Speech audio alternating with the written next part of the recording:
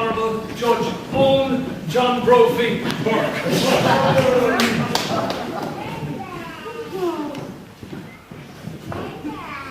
Good morning, Mr. Reed. Good morning, Judge. The roads are quite bad this morning. It's terrible. This cursed town tried to come to us. What are we this morning, Mr. The Reed? first case on the agenda this morning is the state versus the state that is Charles John Hugh Smith, Your Honour. Oh, sounds interesting. Yes, indeed. You miss it, John.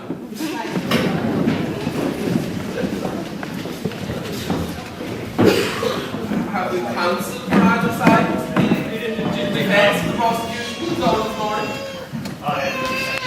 Mr. Smith, yes. Yes, go ahead.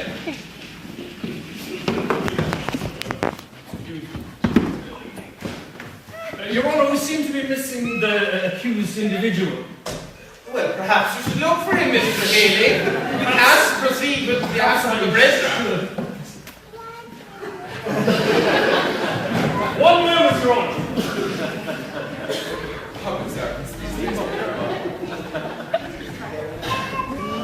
Mr. Knopf, are you ready? He was in a predisposed position, Your Honour. Well, I hope you've undisposed.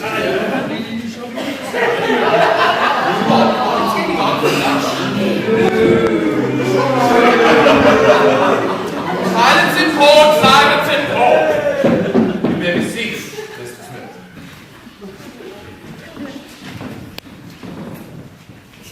My lord. Off you go, Mr. Cook. My lord, my learned colleague, members of the jury. Today, indeed, we have a very serious and grave offence here this morning. The accused, the said Charles John Hugh Smith, stands accused this morning of knowingly and willfully, for his own personal gain, impersonating a very established and respected member of the community. Yes, impersonating the infamous Mr. Santa Claus in the North Pole. These charges are quite serious, Mr. Cook. Indeed, sir. And indeed, it should be known, as I was looking at this, that when I looked at the initials of this CJH, that it brought another rogue to mind. We leave politics out of the matter. But enough said of that for the moment. My main concern here, my lord, is that this was premeditated. This wasn't a prank. It wasn't a joke. He deliberately, he carried out, best described as a felony. He deliberately tried to deceive young people by claiming to be Mr. Santa Claus. And he went even further.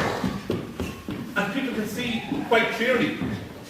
He deliberately grew what can only be described as a hideous-looking white beard in an attempt to let on to the general public that indeed he was Santa Claus. But my lord, he's gone even a bit further than that. He has been known to be seen handing out presents to the young children and deceiving people that he made them himself. Now, we consider this probably to be the greatest deceit of what's happening in the court this morning. Because, as you know, he would neither have the ability to make any of the toys, or he would have no reputation for spending his own money buying them.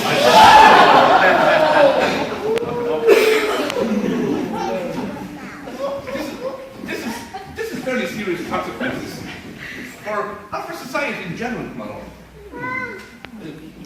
What about the real Mr. Santa Claus? What's the effect of the real Mr. Santa Claus here? And what about our children? The future, the effect of our children's future.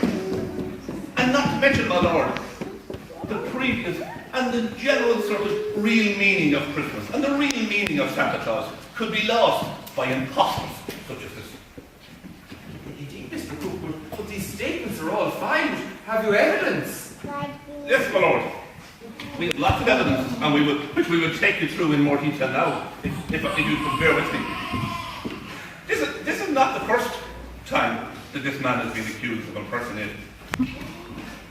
No, he has a history of impersonating, and if you could bear with me, maybe I could just refer to some of my notes. Proceed. He would have been accused before of impersonating Roy Public from Forest Hills. He's also been seen accused of impersonating a Bulgarian major. And we would have seen him along the rivers of Athboy impersonating Bert. Not to mention Ebenezer and Baron Hardock would have always been favourites of his impersonations. But enough about that.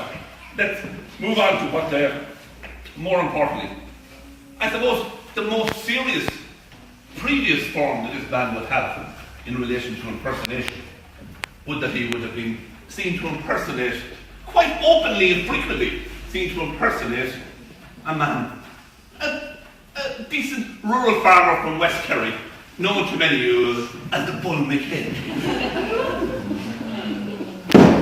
Now, not only did he impersonate, but this man went further than that. He went and got commissioned photographs and pictures of himself and erected them all over the town of Athboy, claiming to be the Bull McHale. If I may be so good, Courthouse, maybe you would show us Exhibit A, which explain in more detail what I'm saying.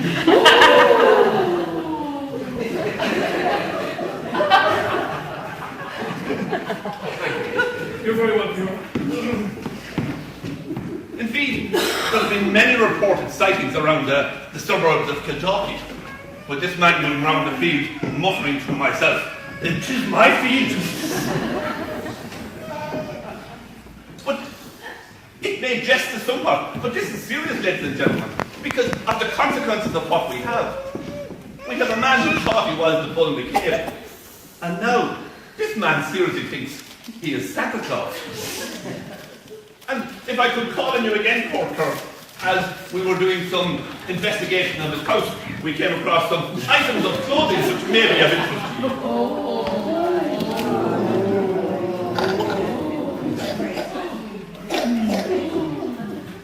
It seems to be about the correct size. Yes, Your Honor. I was talking to Mr. He'd have talked to the constable. Very hard, Your Honor. Now, if I could be good, maybe I'd call my first witness, Keen Harmon. The court calls the first witness, Mr. Keen Harmon.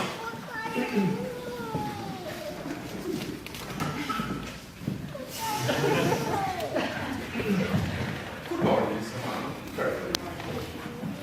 Place your hand upon the 50th anniversary of Athboy, your right. Repeat after me. I, Keen Harmon, take you as my wife. I beg your pardon, the wrong script.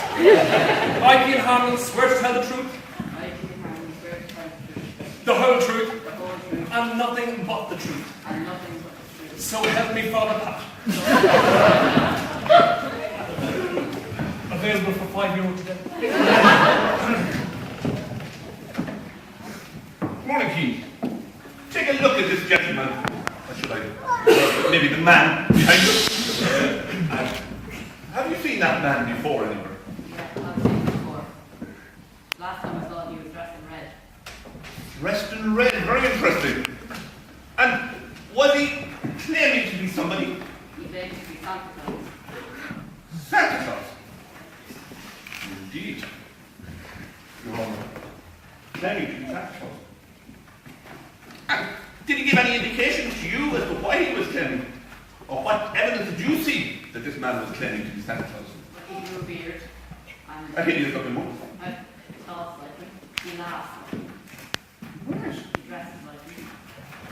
Right. Now, Keen, for the jury and for the benefit of the jury today, do you really feel feel that this man is Santa Claus, or is he an imposter? And what makes you think this man is an imposter? Beard is too short. And clothes that weren't of good quality. More importantly, short beard and poor quality presents you would have thought. Thank you very much, Chief. You're free to stand down, unless my learned colleague has any questions. No, not at the moment, no.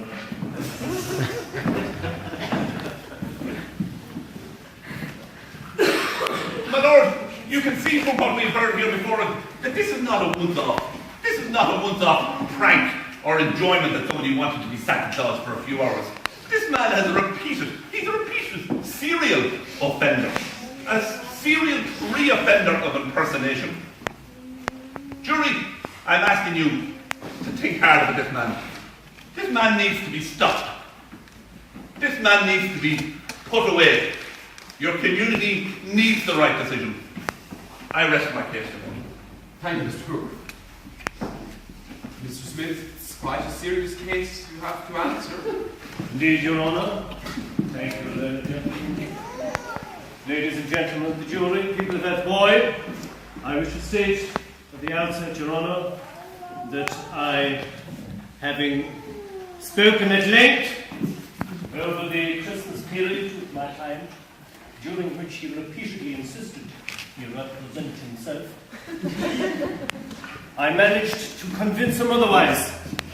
I represent Charles Smyth here today, and I do so to inform the clerk of the court under the freely liated scheme. Never before have I lowered my professional dignity, but I find myself needing the money. Hands are hard on us all, Mr. Smith. Carry on. Indeed. In view of the evidence put forward by my learned colleague, Mr. Cook, we have decided to plead guilty to the charge. And I believe, Your Honour, there are mitigating circumstances in relation to my client. First of all, could I point out that my client is a man of simple intellect. He is vulnerable to suggestion and could be described by many as a man of diminished responsibility.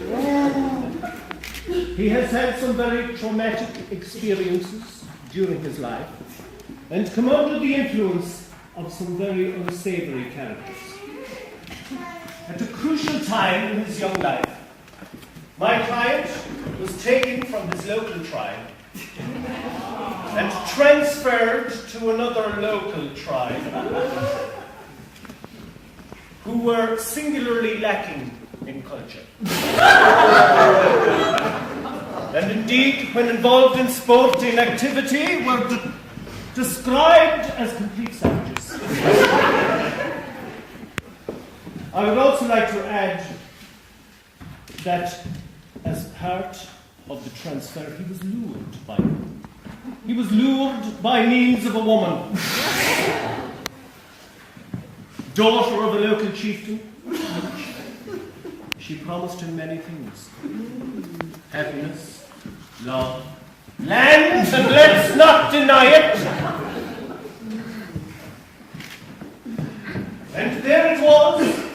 He moved to the local tribe, and Charlie Smith settled, spent time there, and at an early stage in his life, before he moved, he became involved with a subversive organisation called Macra. And it was during his association with this organisation that he came under the influence of a very dangerous individual. And hereby lies the crucial evidence in our case here today. We cannot name the individual who dominated and influenced my client, but he shall be known for the purpose of the court as EC. And during his time and his involvement with EC, he developed a weakness for impersonating other people. Now, this individual actually encouraged my client to engage in these impersonations, and taking advantage of his weak state of mind, actually managed to convince him that he could act, when it was perfectly clear to everyone else that he couldn't. At this stage, my lord, I would suggest that the wrong man is in the dock here today. The wrong man is in the dock here today. And we may yet have another day in court as a result of today's deliberation. Mr. Smith, we have to finish today first, so get it on, come on. At this stage, my lord, I will call my first witness for the defense, Dr. Martha Finnegan, consultant psychologist at the Block Rack Clinic. Dr. Finnegan. Dr. Finnegan, don't do me out of a job. The court calls Dr. Mark Finnegan to the stand. I beg your pardon. Don't do it again, Mr. Smith. Place your right hand upon the Bible. I said right. I swear to tell the truth, I swear to tell the truth, the whole truth, the whole truth, the absolute truth, the truth, and nothing but the truth, so help me, Father Pat. so help me Father Pat. Can you tell me, Dr. Finnegan, how long have you been practicing? Nearly 2 months now. And how long have you been practicing medicine? 2 months and in around 4 hours. I see. Tell me, Dr. Finnegan, have you examined the accused? I have had extensive opportunity to observe this gentleman, both in professional, occupational, and social circles. And what is your conclusion? Well, after extensive investigation and field testing, I can reveal to the jury that this man is actually a male.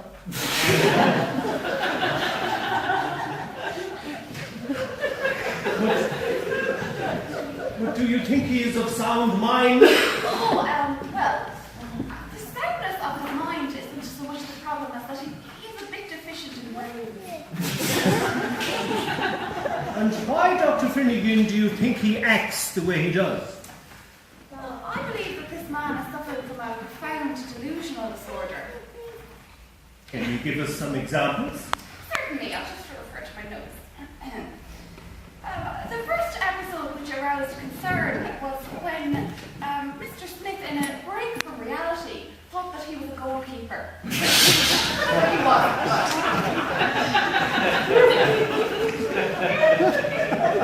Go on. In the second and more serious episode, Mr. Smith again suffered a relapse and seemed to believe that he was an actor, which he wasn't. I see. Do you have any more examples?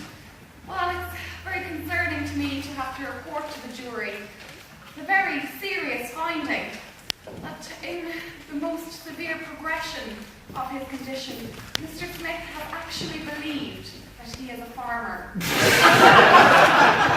Despite all evidence to the contrary. Well, dear. Indeed.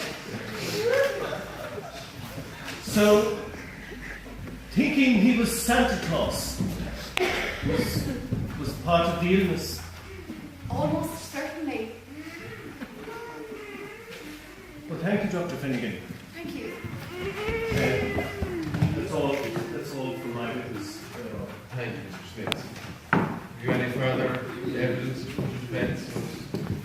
There are 2 other examples which come to mind.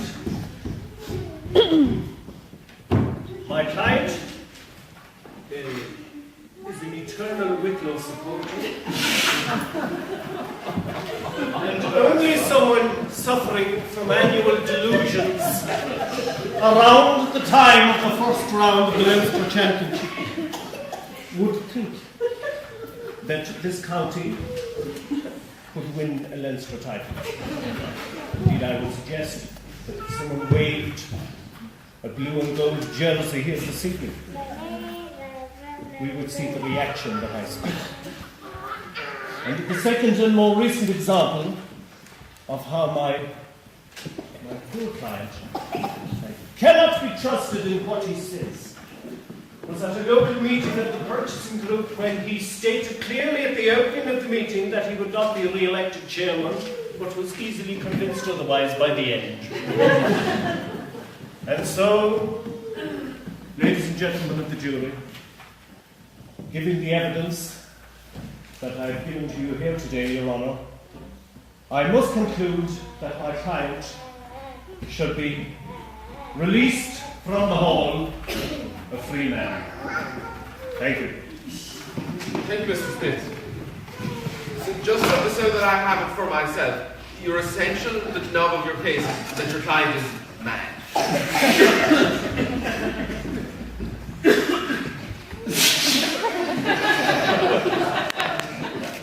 No, Your Honour.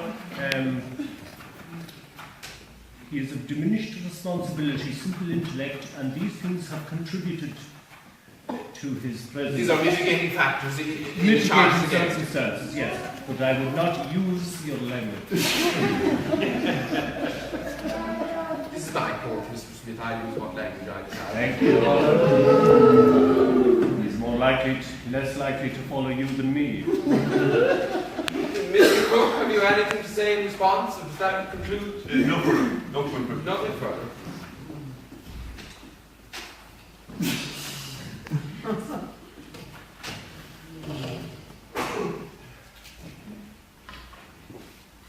Ladies and gentlemen, does the defendant wish to say anything himself while I consider matters?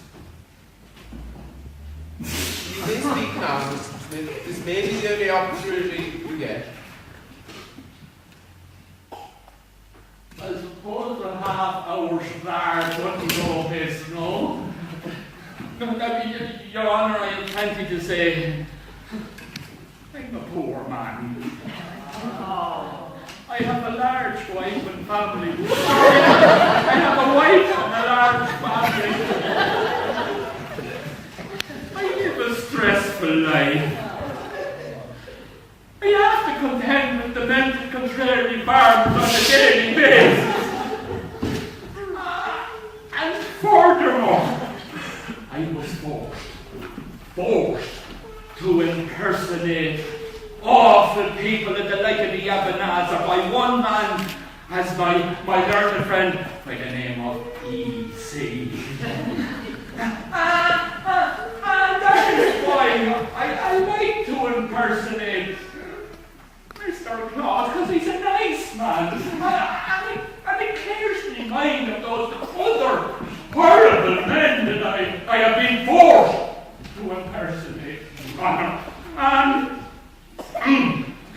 I want to state categorically here and now that I have cut all my ties with this Munches and Macra crowd because I've had an awful, terrible influence on my life. And I promise I will dedicate my life from here on in to charitable work, like helping the underdeveloped hurlers of Athboy to have won a senior championship in over 32 years. And if nothing is done, they'll be known as the forgotten people. So I will dedicate my life. And last but not least, I'm going to throw myself on the mercy of the court. I'm a broken man. Thank you, Mr. Smith, for that impassioned plea. We are all human here. We consider the plight of all defendants that come before this court. But, ladies and gentlemen, on a day like this, I understand that this courthouse is 150 years old. And I'm quite certain that while there may have been many cases in this court, none has complicated as this one before me today. On the one hand, I have this compelling list of impersonations carried out by the defendant, Mr. Smith. Now, the fact that they were horrendously bad impersonations is irrelevant to my considerations here this morning. In fact, if he was accused of being a good actor, he would probably be acquitted straight away. But his biggest crime, and I use the sense crime in inverted commas, was that he thought he was a good actor. And this is a crime that I'm afraid, Mr. Smith, you will take with you to your grave. Now? The case... Oh, no, I'm not finished yet. The case made by the defense, however, that he was under the influence of disreputable people, is a very valid one. Some of his associates are extremely lucky that they're not up before me today. In fact, if they were here, I would have no difficulty in locking them up for a very long time. In particular, the subtle reference, as you made, to E.C. It's quite clear to me that, Mr. Smith, you're incapable of committing these types of offences of your own free will. In fact, I doubt that you actually have any free will. Particularly when that tribe from the neighbouring parish used a woman to lure you over there to their side. You conceded all your free will to them and also to her. And I think you're a man to be pitied. I understand from the evidence before me that he has indeed been booed on many of his public appearances in the past. But I am impressed by the contrite manner in which you've approached this case, Mr. Smith. And I think rather than me sit here in this chair and give judgment in the verdict, I think it's appropriate that the assembled members of this community, the jury of his peers, should decide Mr. Smith's fate. And so, ladies and gentlemen of the jury, I put it to you, is Charles John Hugh Smith guilty or not guilty? Crucify.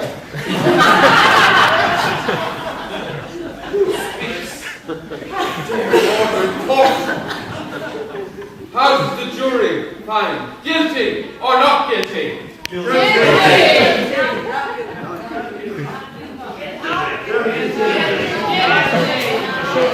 I think Mr. Healy suggests can we have a show of hands there?